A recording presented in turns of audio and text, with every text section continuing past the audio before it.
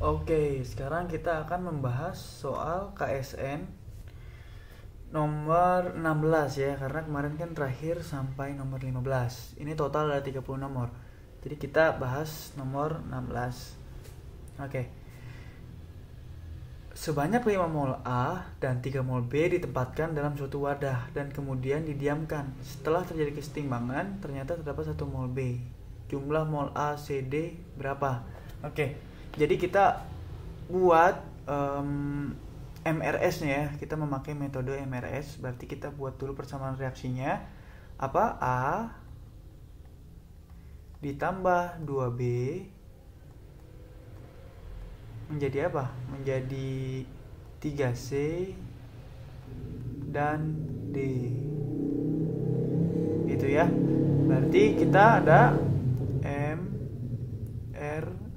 MRS ya.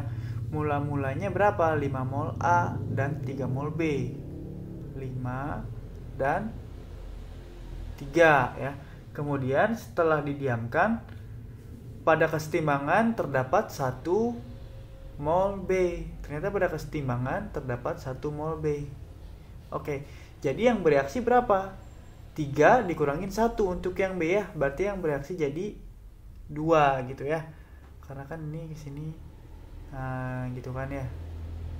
Nah, maka untuk mol A setengah dari mol B nya, 1/2 nya. Berarti berapa? 1. Maka sisa dari mol A itu 4 ya. Kemudian untuk mol C nya ya sudah, berarti 3/2 dikali 2 berapa? 3 untuk mol C. Maka di setimbangnya juga 3. Untuk mol D berarti 1 ya. Oke. Nah pertanyaannya apa? Jumlah mol A, C, D pada kesetimbangan. Berarti mol A 4, mol C 3, dan mol D itu 1. Jawabannya berarti 4 mol A, 3 mol C, dan 1 mol D. Jawabannya B ya. Oke, kita lanjut ke nomor berikutnya.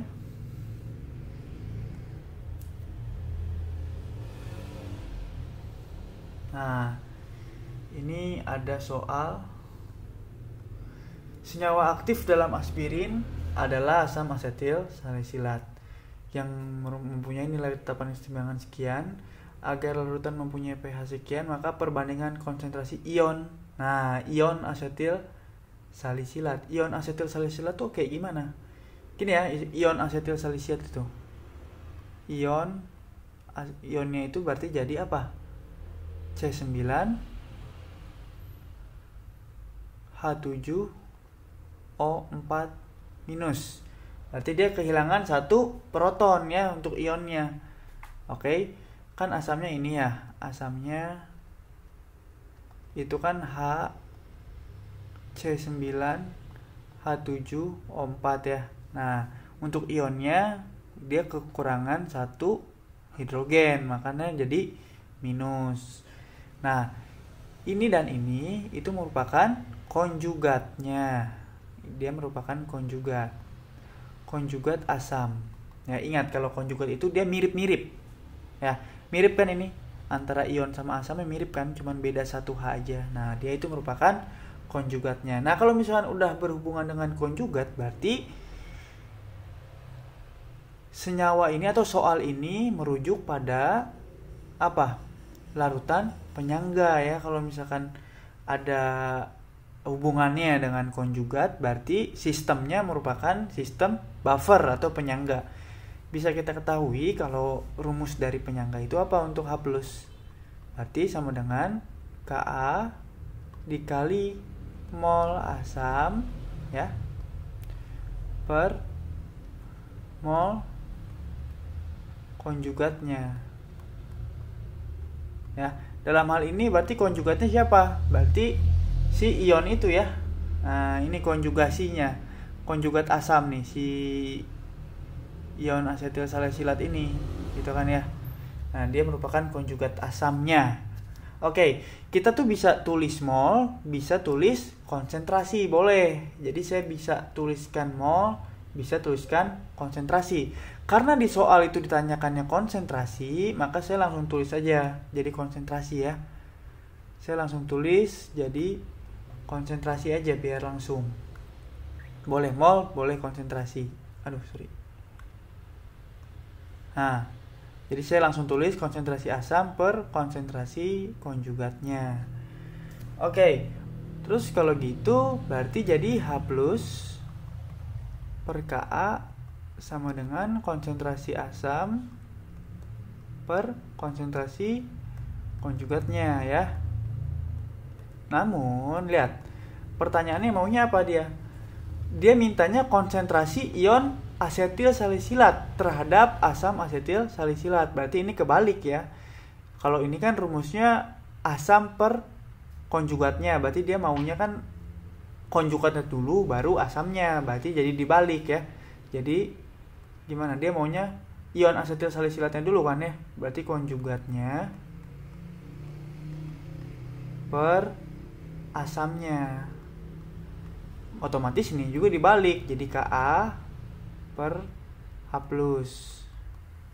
Nah, itu kan Ka-nya kita tahu ya, segini. Masalahnya H plusnya berapa? Nah, kita punya nilai pH. Apa pH itu? pH sama dengan 3, maka H plus sama dengan 10 pangkat min 3. Jadi ini 3-nya dipangkatkan minus. Ya. Maka Ka-nya 3,3 kali 10 pangkat min 4 per berapa H plusnya? 10 pangkat min 3 sama dengan perbandingan dari konjugat terhadap asam. Ya. Nah, berapa 3,3 kali 10 pangkat min 4 per 10 pangkat min 3? Itu jawabannya 0,33 D ya, jadi jawabannya untuk nomor 17. Nah, sekarang kita lanjut ke nomor 18. Di nomor 18 ini terdapat sistem elektrolisis nih, ya. Jadi katanya FeNO3 dielektrolisis dengan elektroda platina. Oke. Elektrolisis itu ada apa aja? Ada katoda dan ada anoda. Jadi di katoda itu tempat terjadinya reduksi, betul? Nah, reduksi siapa? Fe yang kita reduksi. Ya. Nah, berapa bilangan oksidasi dari Fe? 3 berarti ya. Fe 3 plus berarti. Ya kan? Berarti Fe 3 plus ditambah 3 elektron menjadi Fe gitu kan ya. Oke. Nah, kenapa sih Fe 3 plus? In case lupa, ya lihat. Berarti kan FeNO3 ya. Kalau kita ionisasi menjadi apa? FeNO3 3 kali. Kalau kita ionisasi berarti kan jadi Fe tambah NO3 minus, ya kan? Fe-nya Fe berapa? Fe2 atau Fe3? Jawabannya adalah Fe3. Gitu ya. Kenapa? Karena dia akan membentuk FeNO3 3 kali. Kalau Fe2 berarti jadi FeNO3 2 kali. Nah, karena ini FeNO3 3 kali, maka Fe-nya merupakan Fe3 plus. Gitu ya. Oke. Lanjut, di anoda terdapat reaksi oksidasi siapa? Apakah oksidasi platina? Bukan ya, karena platina itu merupakan elektroda inert. Ingat, elektroda inert itu apa? C, PT, dan AU. Nah, platina itu PT ya, berarti dia tidak ikut bereaksi di anoda. Maka yang teroksidasi di anoda itu adalah air. Berarti jadi gimana? 2H2O itu ya menjadi 4H plus oksigen tambah 4 elektron min gitu ya. Nah, agar elektronnya bisa kita eliminasi, berarti jadinya gimana nih?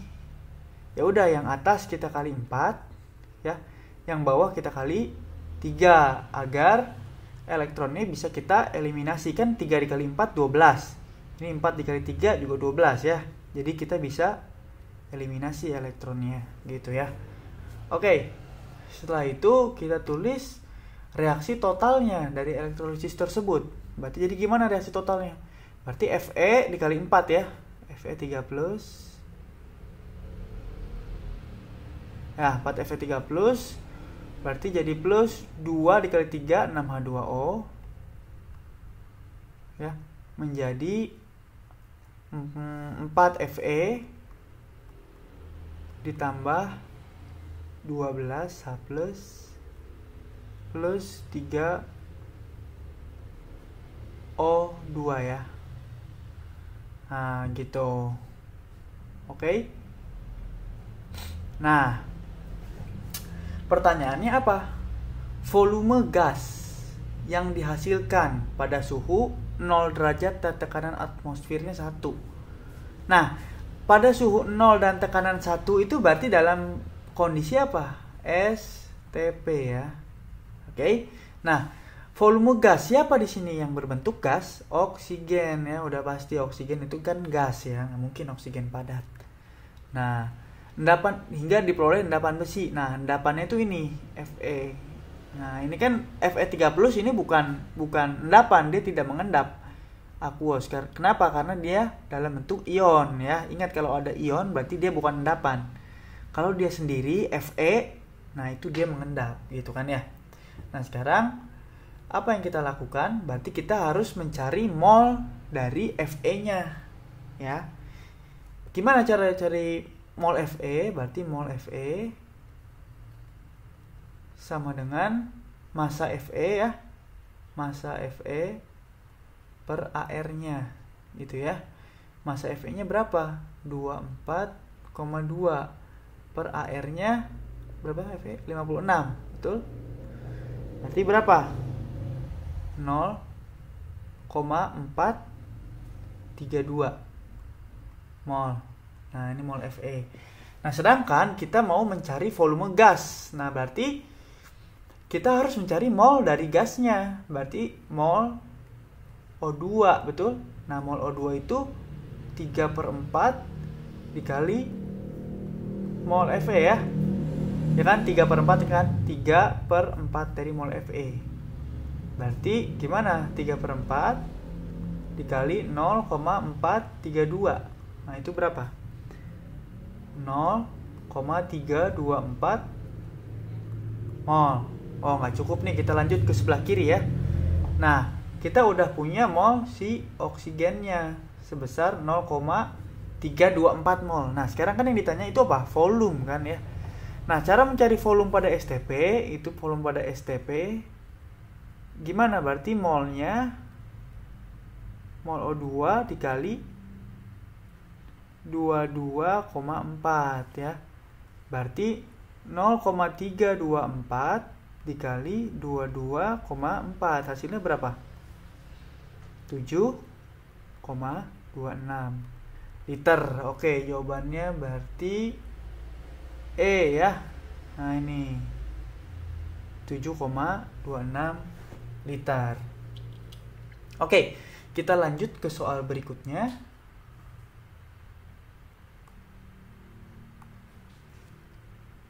Soal nomor 19, ini ada KSP. Ya, kita lanjut.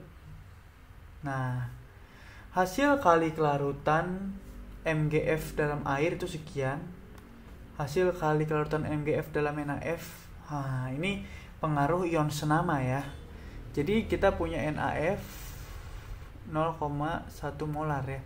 NaF itu kalau diionkan menjadi Na plus F-. Oke, dia konsentrasi NaF-nya katanya 0,1 molar. Berarti konsentrasi F-nya karena dia perbandingan koefisiennya 1:1, maka konsentrasi F juga jadi 0,1 molar. Maka konsentrasi F- sama dengan 0,1 molar gitu ya. Nah, sekarang kan katanya KSP dalam air murni itu sekian. Nah, dia tanya hasil kali kelarutan dalam NaF. Nah, berarti kan tadi Mg F2 itu kan kalau kita ionkan menjadi Mg2 plus 2F min, betul? Ya. Nah, berarti Ksp itu sama dengan konsentrasi dari Mg2 plus dikali konsentrasi dari F min pangkat 2 ya. Oke, karena kita ingin mencari hasil kelarutan MgF dalam NaF, maka dicarilah konsentrasi Mg-nya. Mg2 plus, maka Ksp per konsentrasi F minus kuadrat. Ksp-nya berapa? 7,4 kali 10 pangkat min 11. Nah, konsentrasi F-nya itu tadi berapa? 0,1 kuadrat. Nah, 7,4 kali 10 pangkat min 11 per 0,1 kuadrat itu hasilnya berapa? 7,4 kali 10 pangkat min 9 ya. Nah, jawabannya A, nomor 19. Oke, sekarang kita masuk ke nomor 20. Ya, katanya di sini ada elektrolisis umum digunakan untuk mendapatkan logam murni. Oke, salah satu percobaan yang dilakukan dengan arus. Oke, kita bikin diketahuinya dulu ya. Arusnya sebesar 3 ampere. Kemudian dalam waktu 2 jam. Ingat kalau elektrolisis itu harus dalam bentuk detik waktunya. Berarti 2 jam itu berapa detik? 7.200 ya. 7.200 sekon. Nah, oke, muatan plus 2 di akhir percobaan diperoleh logam X sebanyak 7,11. W sama dengan 7,11 gram. Logam X tersebut adalah, nah, gimana cara mengidentifikasi logam X tersebut? Nah, kita butuh informasi apa? AR. Nah, AR kita butuh informasinya. Nah, AR itu didapatkan dari apa? Dari massa ekivalen. Massa ekivalen itu E ya. Sama dengan apa? AR per muatan. Nah, berarti kita dalam hal ini harus mencari massa ekivalennya dulu berapa supaya kita dapat AR-nya. Nah, gimana cara nyari si massa ekivalen? Oke, kita punya rumus hukum Faraday. Untuk elektrolisis berarti W sama dengan E kali I kali T per 96.500 ya. Nah, berarti kita kan tadi tujuannya mencari E ya. Berarti E-nya sama dengan W dikali 96.500 per I kali T. Betul? Tadi W-nya berapa? W-nya 7,11 kali 96.500 per I-nya berapa tadi? 3 ampere dikali T-nya 7.200, maka E sama dengan 31,76 ya. Nah, tadi kan kita mau cari AR nih. Nah, untuk mengetahui logam tersebut itu apa? Maka dari rumus ini AR itu gimana jadinya? Berarti AR sama dengan E dikali muatan. Ya, E-nya kita dapat 31,76. Muatannya berapa? Plus 2. Maka 2 gitu kan ya. Berarti AR-nya berapa? 63,5. Nah, di antara logam-logam berikut yang memiliki AR 63,5 itu siapa? Kalau dicek di tabel periodik, yang memiliki AR 63,5 itu adalah Cu. Gitu ya. Nah, oke, kita lanjut ke nomor 21.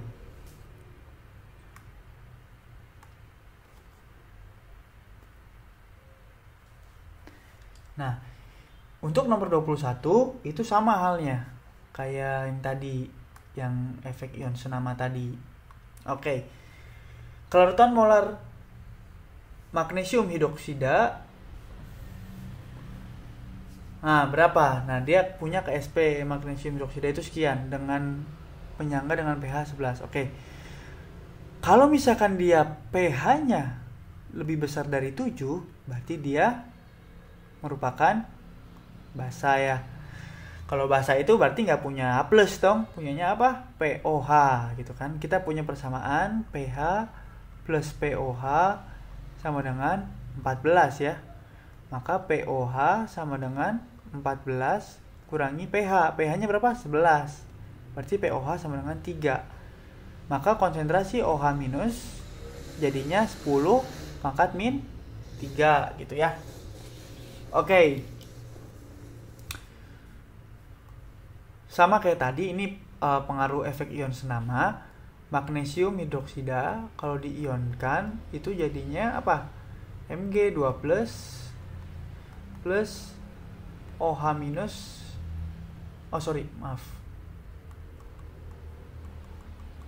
Plus 2OH minus gitu kan ya.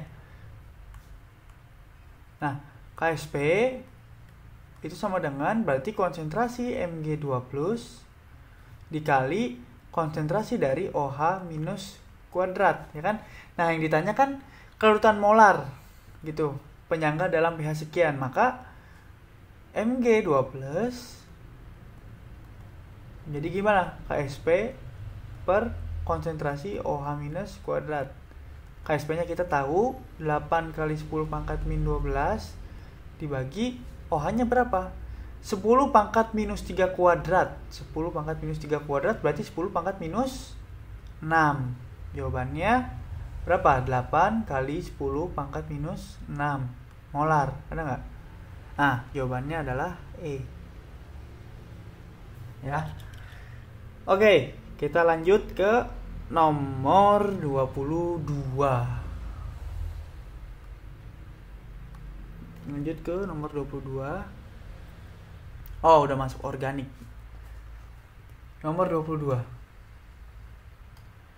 Tata nama yang paling tepat untuk senyawa organik berikut adalah, ini ada E sama Z, itu maksudnya apa? Ini tuh sama aja kayak cis trans ya. Kalau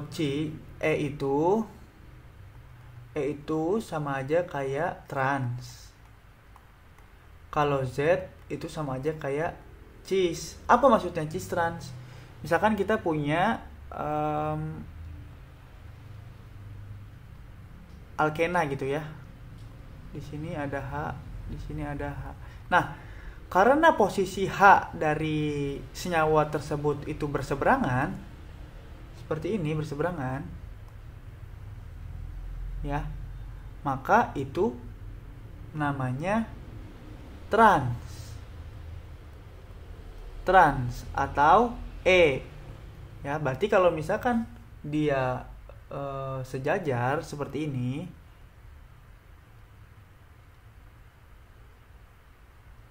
nah itu namanya cis, itu kan sejajar ya.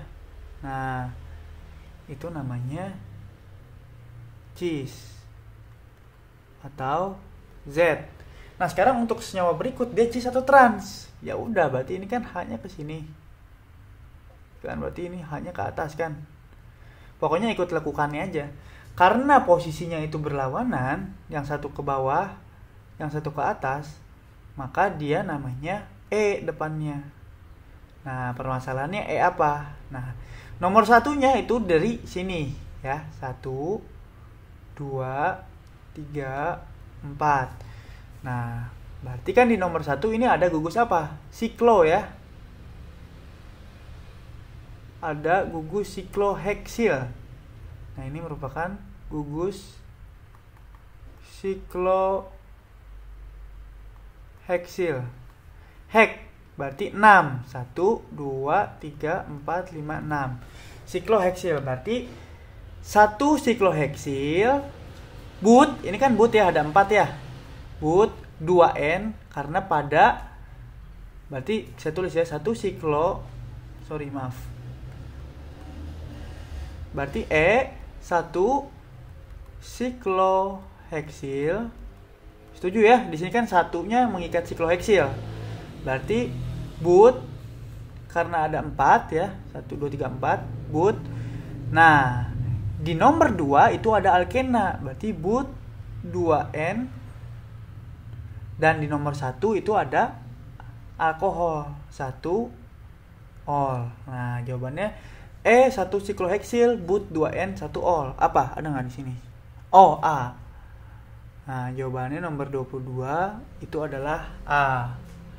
Itu ya. Sekarang kita lanjut ke nomor 23. Apa katanya? Urutan keasaman senyawa turunan asam asetat berikut mulai dari yang paling asam adalah. Oke, sekarang kita lihat dari perbedaannya deh. Nah, ini kan di senyawa nomor 1 dia mengikat gugus O ya. Sedangkan nomor 2 dia mengikat gugus Br. Yang terakhir dia mengikat gugus H. Nah, kita tinjaunya dari perbedaan ukuran deh. Berarti gimana perbedaan ukuran? Perbedaan ukuran. Berarti gimana? Berarti ukuran dari si O dari H deh. Ukuran H itu lebih kecil dari ukuran O, lebih kecil dari ukuran si BR ya. Nah, ini saya mau highlight. Semakin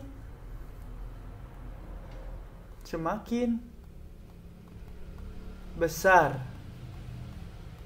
ukuran atom, maka dia semakin asam ya. Berarti gimana kalau gitu? Karena ukuran si BR yang paling besar, maka BR yang paling asam. Berarti BR paling asam ya. Ini urutan keasaman.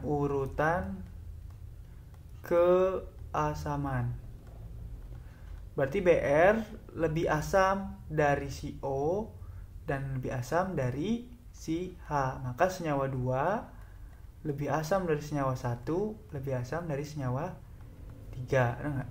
2, 1, 3. Nah, jawabannya nomor 23 itu D ya. Lanjut ke soal nomor 24 ya. Oke, di antara oksidator di bawah ini yang paling sesuai digunakan untuk mengoksidasi senyawa propena menjadi 1,2 propanadiol. Propena itu gambarnya gimana? Propena, kita pakai warna hitam aja.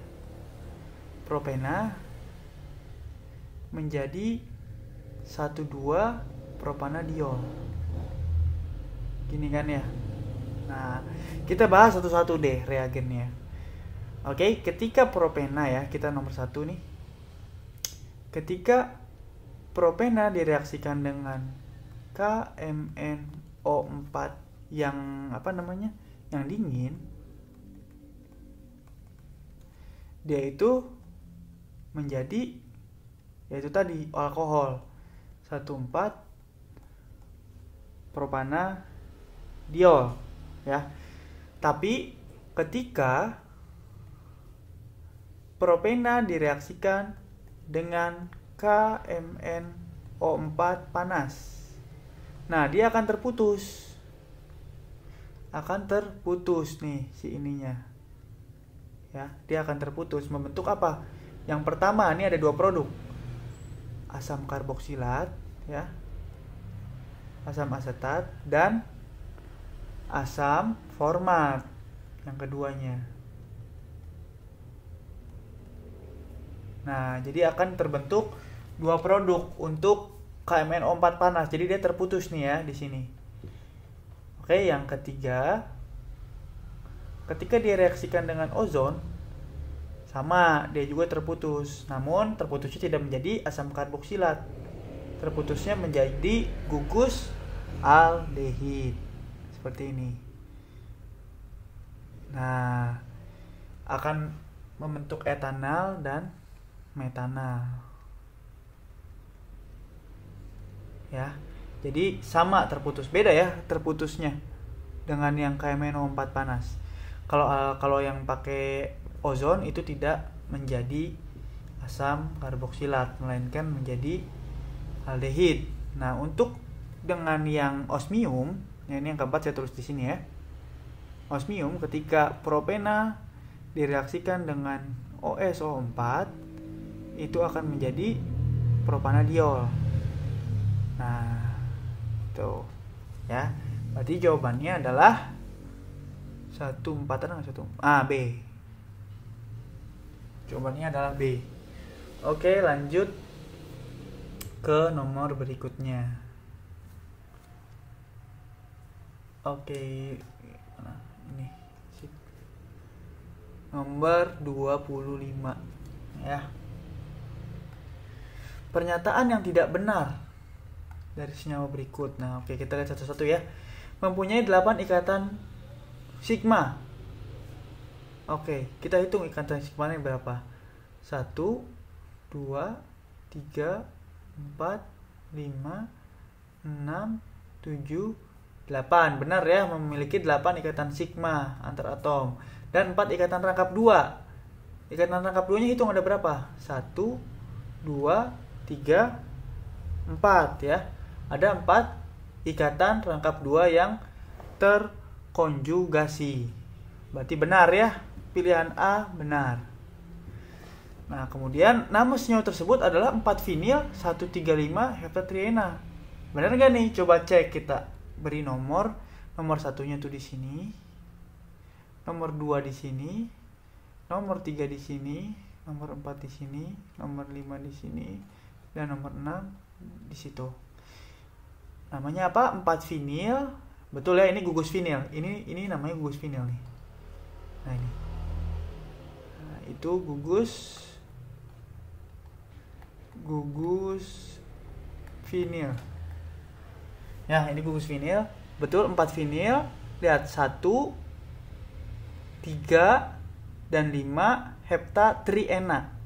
Ada 3 alkena. Dan dia memiliki 6 karbon di gugus rantai panjangnya. Berarti yang B nama senyawanya betul ya. Oke. Kemudian yang C, dapat mengikat 8 atom klor jika direaksikan dengan Cl2.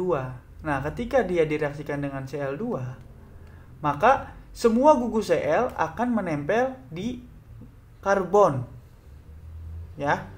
Cl-nya semua akan nempel di ikatan rangkap ini. Berarti Cl-nya akan nempel di sini, akan nempel di sini, akan nempel juga di sini, di sini, di sini, di situ, di situ, dan di situ. Hitung ada berapa sel? 1, 2, 3, 4, 5, 6, 7, 8. Berarti betul.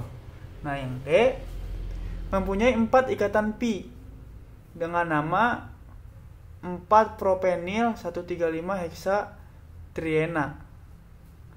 Salah ya namanya ya. Namanya kan tadi yang benar apa? 4-vinil 1,35 hepta, bukan heksa. Kalau heksa kan 7. Nah, karena yang ditanyakan adalah pernyataan yang tidak benar, maka jawabannya adalah D. Ya.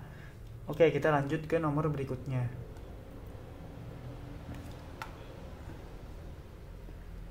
Nomor 26 itu toluena dapat mengalami reaksi substitusi elektrofilik. Dan antara kelima reaksi bawah yang menghasilkan produk pada posisi oto dan para. Oke. Toluena itu kan gambarnya seperti ini. Itu ya. CH3. Nah, di antara kelima, oke. Yang pertama ya, option pertama. Ketika CH3MgBr direaksikan dengan si toluena itu tidak bereaksi ya, karena lihat dia merupakan substitusi elektrofilik. Ya, elektrofilik itu berarti suka elektron ya. Suka elektron berarti muatannya positif. Kemarin kan substitusi nukleofilik ya, berarti kebalikannya nih sekarang. Nah, yang kedua, ketika toluena ya direaksikan dengan CH3COCl. Nah, gini gambarnya. Tambah FeCl3. Nah, kemarin ingat nggak waktu saya bilang yang ada reaksi asilasi Friedel-Crafts gitu ya. Kan ini kan reagennya. FeCl3 dan ROCl. Nah, berarti dia membentuk produk ya. Ini dia membentuk produk. Produknya dalam posisi orto dan para. Nah, orto itu berarti ada di sebelah gugus utamanya. Nih, kalau orto itu ada di sebelahan di posisi nomor 2. Kalau para di posisi nomor 4. Nah, berarti jadinya gimana? Nah, ini dan satu lagi. Kan ini orto ya. Orto dan ini produk para. Nah, di posisi nomor 6 ya. 1, 2, 3 posisi nomor 4. 4, 5, 6 gitu ya. Itu di produk. Nah, ini namanya para. Gitu. Nah, berarti jawabannya B. Nomor 27, di antara reaksi di bawah ini yang digunakan untuk membedakan antara fenol dan asam benzoat, itu jawabannya udah pasti. Lihat, kalau ini bereaksi semua ya, kedua-duanya ya. Benzen tuh bereaksi sama reagen ini. Ini namanya alkilasi. Ya kan? Yang ini namanya apa? Nitrasi. Yang ini namanya asilasi. Yang ini namanya halogenasi. Nah, semuanya bereaksi nih. Ini itu bereaksi dengan benzen. Nah, kecuali yang ini, ya kan? Berarti di antara reaksi di bawah ini dapat digunakan untuk membedakan antara fenol dan asam benzoat. Berarti jawabannya yang E.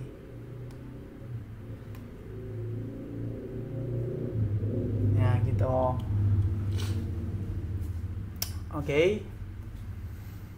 Kita lanjut ke nomor 28.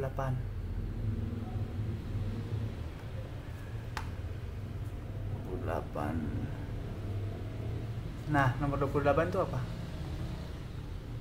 Reaksi 1 dan 2 paling tepat untuk digunakan pada tahapan reaksi di bawah ini. Oke. Ini ada asam karboksilat ya. Asam karboksilat seperti ini. Ketika dia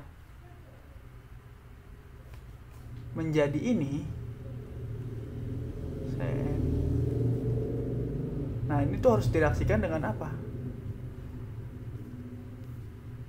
Nah, jawabannya itu direaksikan dengan HCN ya. Karena nanti kan C-nya itu muatannya negatif ya, CN. Sehingga CN ini akan masuk ke gugus ini menggantikan gugus OH-nya. Jadi CN-nya akan masuk gitu. Kenapa HCN? Karena nanti si O-nya akan terprotonasi ya. Terprotonasi dulu nih, kalau saya tuliskan mekanismenya ya. Berarti nanti kan jadinya gini. OH dengan HCN itu akan terprotonasi terlebih dahulu si H-nya menjadi, nah kan muatannya jadi positif nih kan si O-nya, karena dia udah mengikat si si H. Nah, berarti ketika si H-nya sudah diambil oleh O, maka CN-nya jadi sendirian ya. Nah, maka CN-nya akan memasuki ini, akan masuk ke gugus C yang terikat pada OH itu, dan gugus OH-nya akan pergi menjadi seperti itu. Nah, itu mekanismenya ya. Berarti yang pertama itu pantasnya dengan HCN ya. Terus gimana dengan yang kedua? Oke, dari sini ke situ. Nah, itu kita harus tambahkan apa supaya CN menjadi COOH. Kita harus hidrolisis dengan menggunakan H+ dan H2O. Itu namanya reaksi hidrolisis. Ketika CN dihidrolisis akan membentuk gugus karboksilat. Ya, berarti jawabannya C. Oke, kita lanjut ke nomor berikutnya. Nomor 29. Nah, senyawa trikloroetena banyak dipakai sebagai bahan pembersih. Di antara reaksi berikut yang ketika bereaksi dengan trikloroetena dapat menghasilkan senyawa yang asimetris. Asimetris itu tidak sama ya. Sekarang kita bikin dulu trikloroetenanya seperti apa. Trikloroetena. Trikloro berarti ada 3 ya. Cl, Cl, Cl, satu lagi H. Nah, dia bilang katanya di antara reaksi berikut ketika bereaksi dengan trikloroetena dapat menghasilkan senyawa yang mempunyai satu atom karbon yang asimetris. Nah, gimana nih? Ketika dia bereaksi dengan Br akan seperti apa karbon yang asimetrisnya? Ya udah, berarti dia akan Br-nya akan masuk ya. Gitu. Nah, ini asimetris nggak? Asimetris kan ya? Karena Cl-nya di sini sejajar. Nah, sedangkan ini enggak, bawahnya Br. Makanya jawabannya adalah A. Gitu. Ya. Oke. Kalau sama Cl kan jadi bawahnya Cl juga, jadi simetris dong. Itu kan ya. Nah, sekarang nomor 30 nih, nomor terakhir.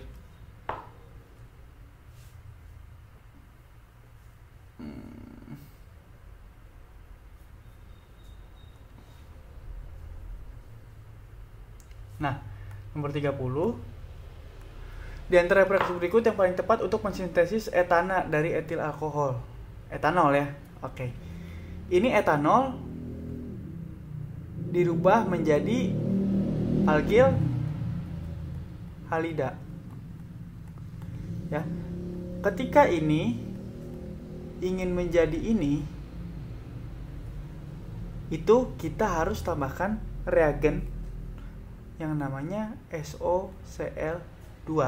Ya, ketika etanol ditambahkan SOCl2 itu akan langsung menjadi Cl. Ya, Cl-nya OH-nya akan tersubstitusi oleh Cl. Ya. Kemudian harus ditambahkan apa agar dia menjadi MgCl? Ya sudah pasti langsung ditambahkan logam Mg ya. Nah, terus Mg-nya akan kita buat. Jadi etil Grignard-nya itu akan kita buat menjadi etana. Gitu ya. Nah, ya udah. Kalau kayak gitu, kita tinggal tambahkan H+. Ya. Kenapa H+? Karena magnesium kan bermuatan positif. Ya, sedangkan gugus alkilnya bermuatan negatif. Maka ketika dia menyerang H+, ya H-nya jadi nempel di sini. Nah, ini kan merupakan apa? Alkana kan? Ya, dengan nama etana. Jadi tahapannya pertama diubah menjadi SOCl2 ini. Kemudian diberi Mg, ini juga bisa. Dan yang terakhir diberi H+. Ini enggak. Berarti jawabannya adalah A. Oke, cukup sekian pembahasan untuk soal pilihan ganda dari KSN kali ini. Terima kasih.